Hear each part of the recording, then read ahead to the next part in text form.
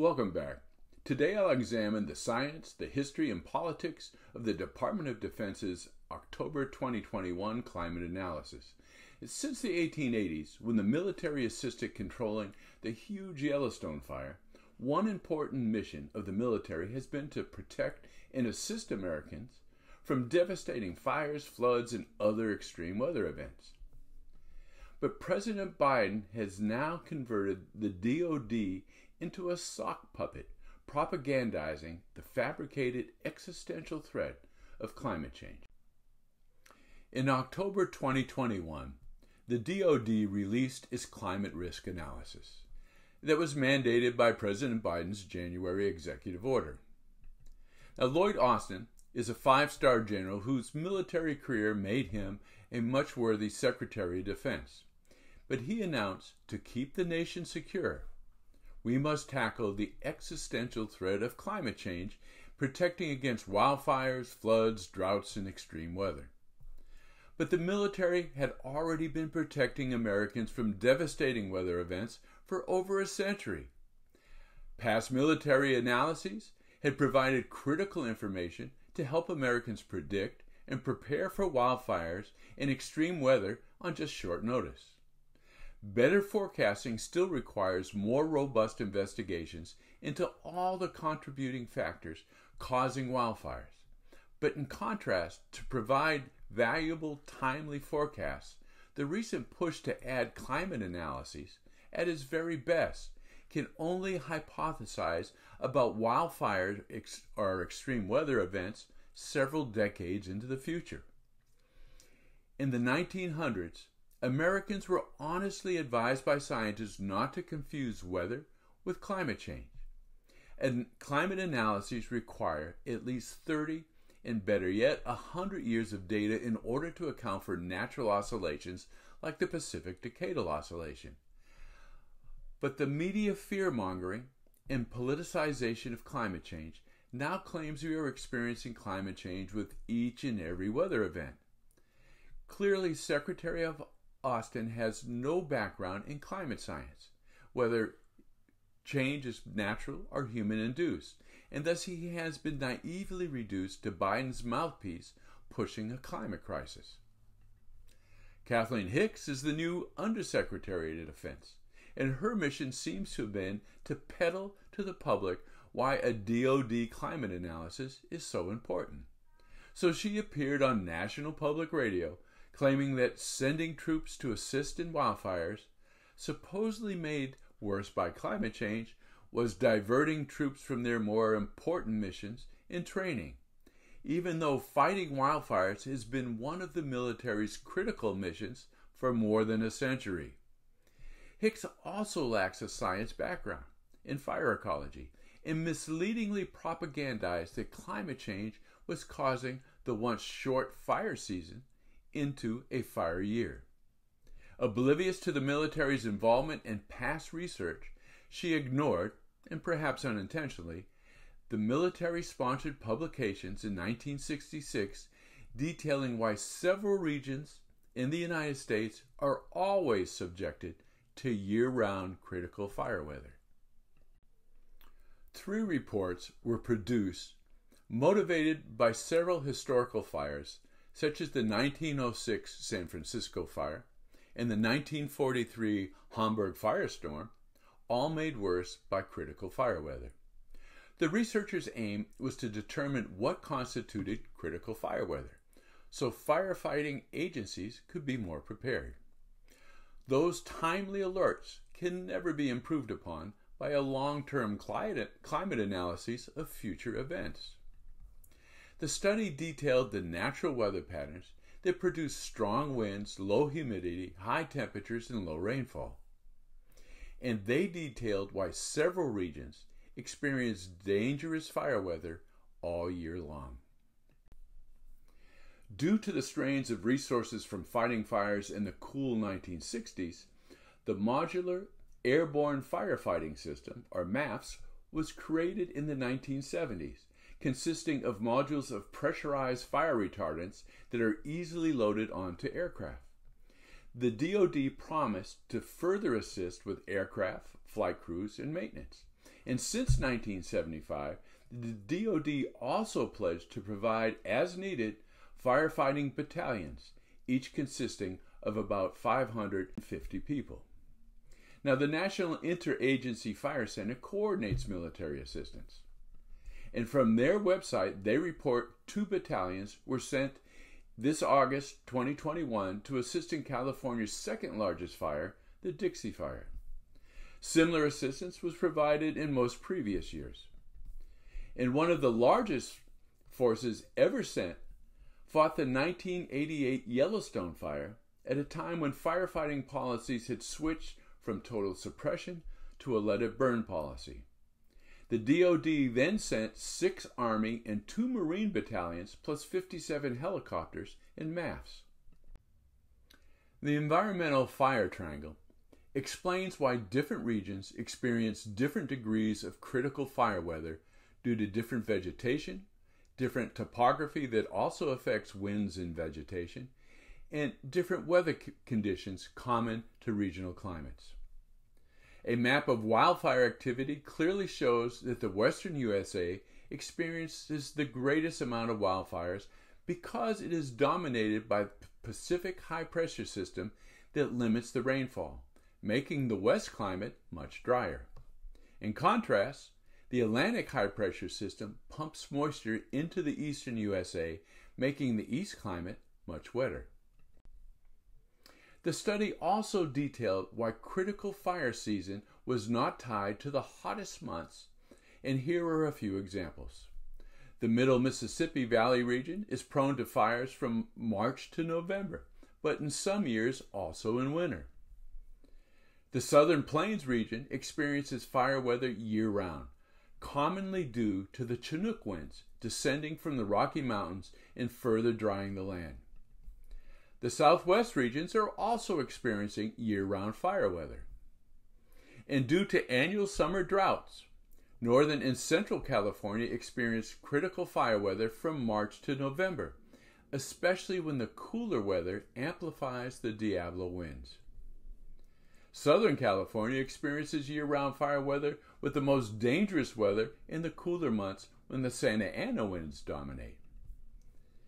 And the northern intermountain regions endure critical fire weather June to October, also due to dry, windy conditions driven by seasonal changes in the Pacific high-pressure system. The DoD is well known for its red team, blue team strategy analyses.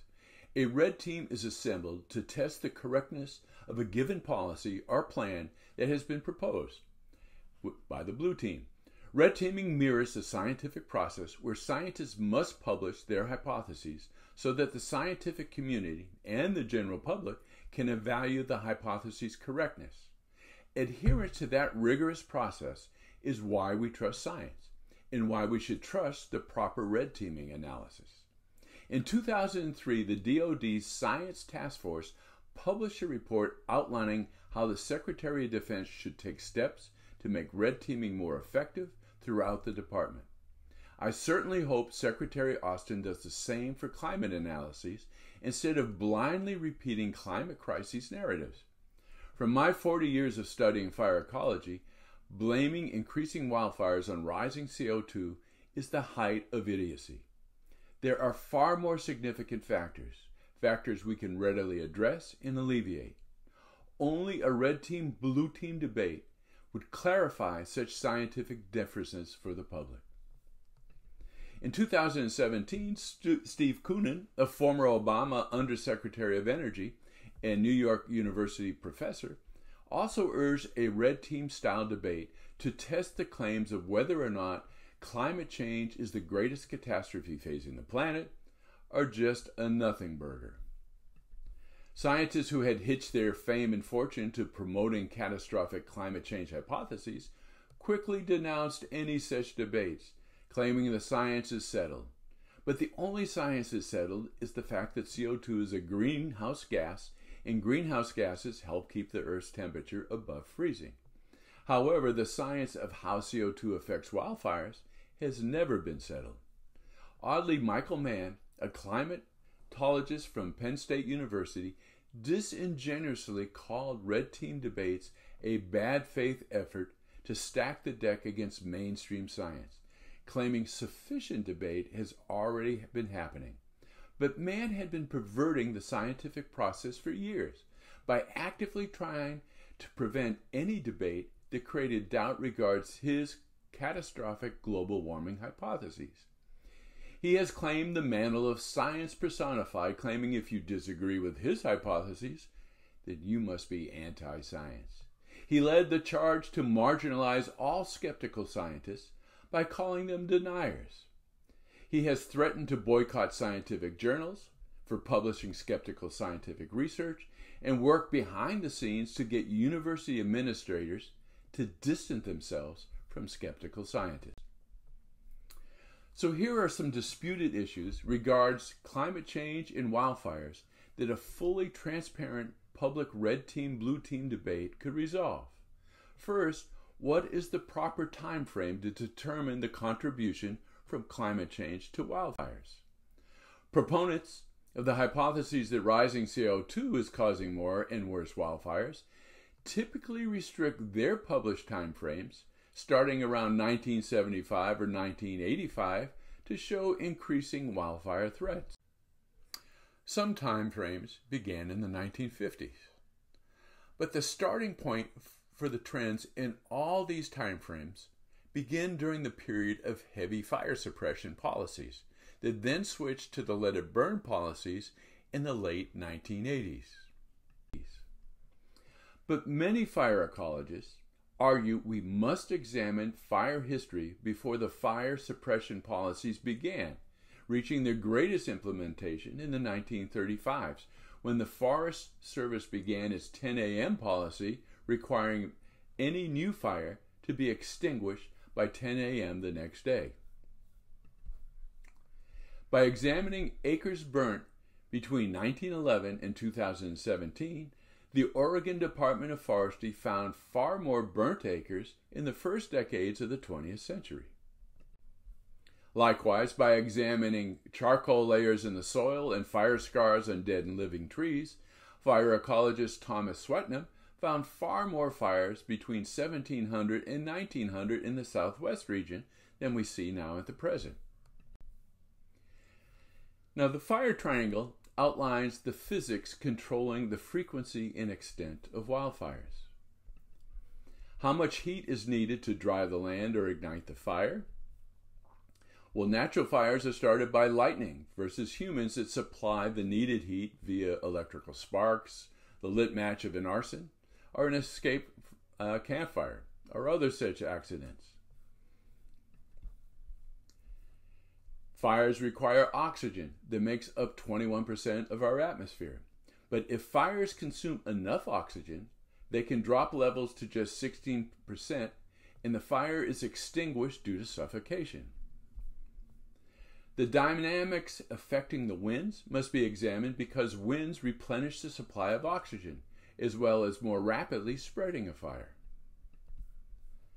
Lastly, the fuel loads are critical. Dead grasses, weeds, and leaves provide easily ignitable fuels that become flammable in just one warm sunny day.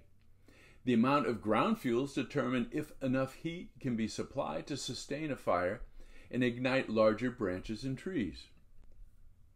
So a red team, blue team debate can determine if CO2 contributes enough heat to significantly affect wildfire ignitions or fuel dryness. Now, according to NASA, CO2 increased from a little more than 300 parts per million in 1960 to almost 400 parts per million by 2010. And now CO2 concentrations are over 414 parts per million, potentially adding 3 watts per meter squared of energy to the planet. The same NASA study showed global average temperatures also rose by 0.6 degrees Celsius during that same time frame. So, how does that added energy compare to human sources of ignition? Well, a flaming match produces temperatures between 600 and 800 degrees Celsius, or up to 1400 degrees Fahrenheit. The average, so CO2 only contributes about 0.1 to 0.8% of the heat igniting a fire. The average surface fire contributes 800 plus degrees Celsius, and in extreme condition adds 10 million watts per meter squared of heat, and easily provides enough heat to dry the vegetation as the flames approach. CO2 provides just 0.00003% of that added energy. Moisture content affects the temperature needed to ignite the fine fuels like dead grasses and twigs. Because hay needs to be carefully dried to maintain quality and prevent rot, several experiments have documented how much time it takes to dry hay. When first cut, hay is about 80% moisture content.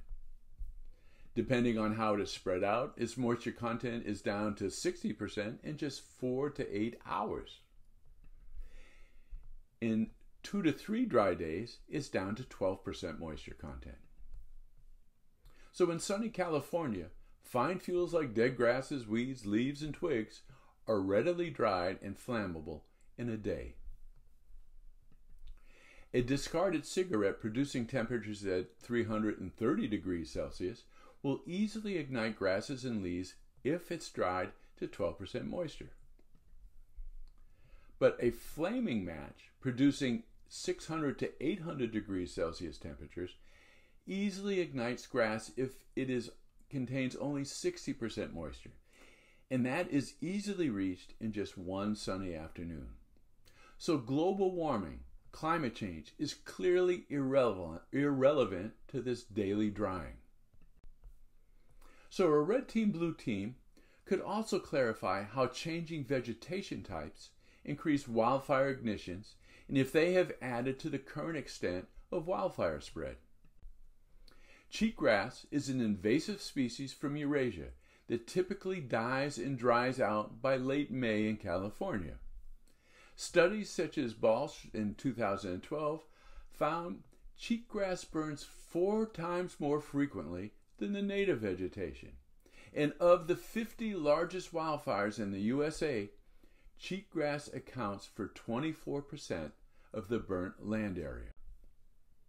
A red team, blue team debate could decipher how much fire suppression has added to ground fuels accumulation, which also accounts for bigger and more intense fires that have been happening recently. In the past, frequent natural fires create a mosaic across the land, with patches of burnt areas that have lower fuel loads. Lower fuel loads minimize the sustained heat needed for intense forest fires and limits the extent of any one fire.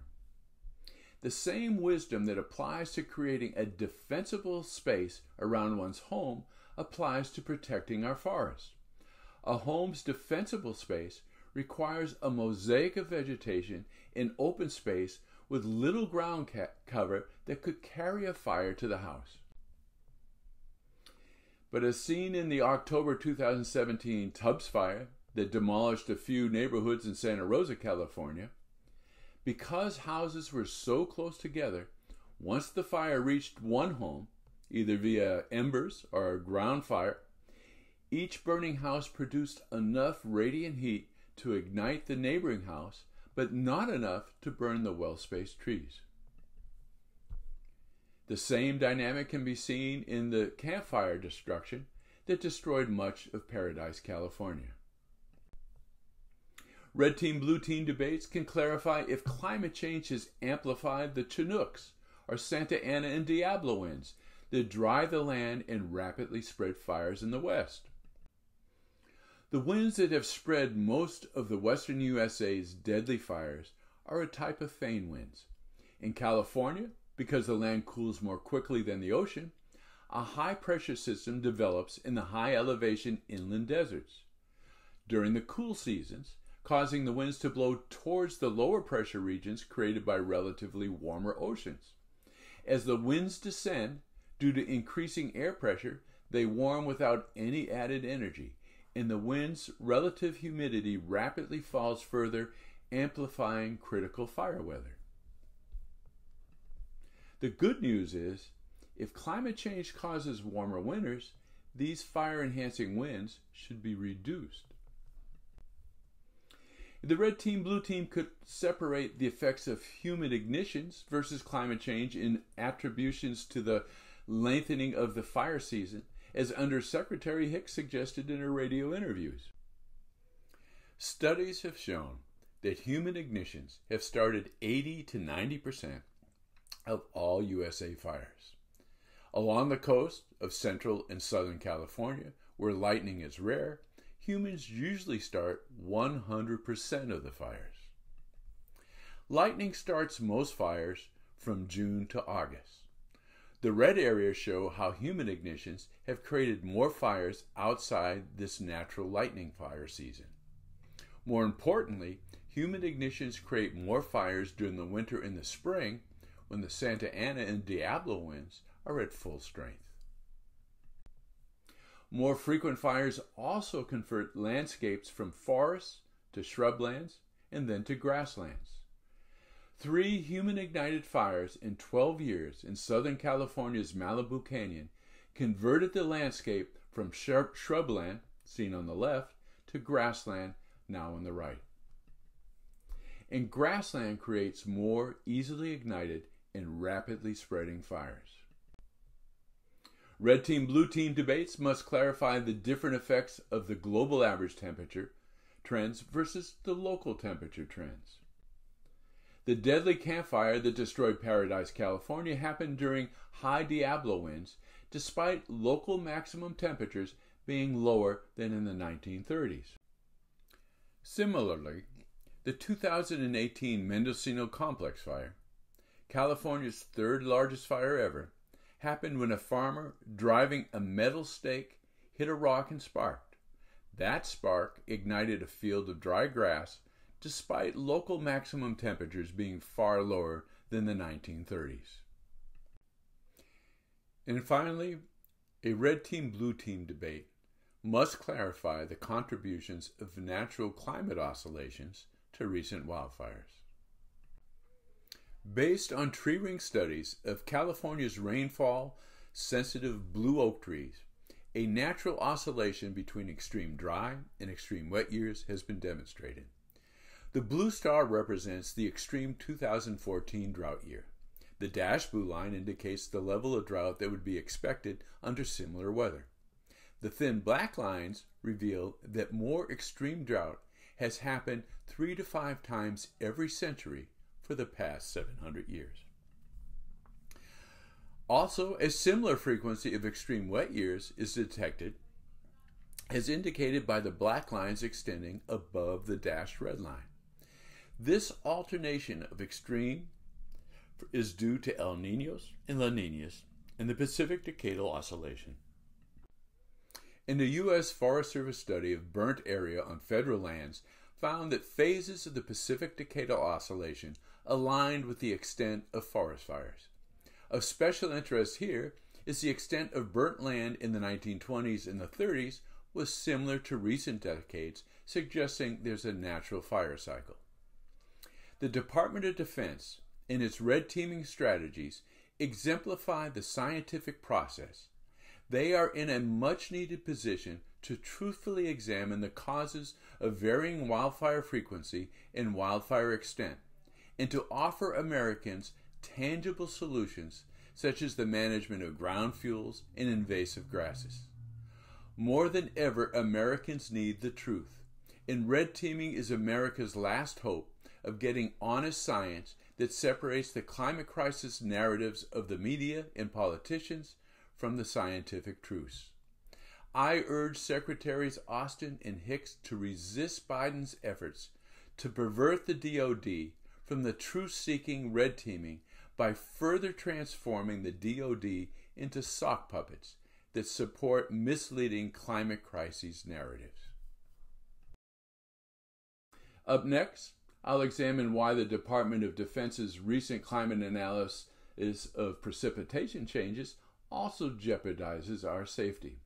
But until then, embrace renowned scientist Thomas Huxley's advice that skepticism is the highest of duties and blind faith the one unpardonable sin. And if you appreciate the science clearly presented here, science rarely presented by mainstream media, then please give it a like, press share, or copy the video's URL and send it by email to friends, subscribe to my channel, or read my book, Landscapes and Cycles, An Environmentalist Journey to Climate Skepticism. Thank you.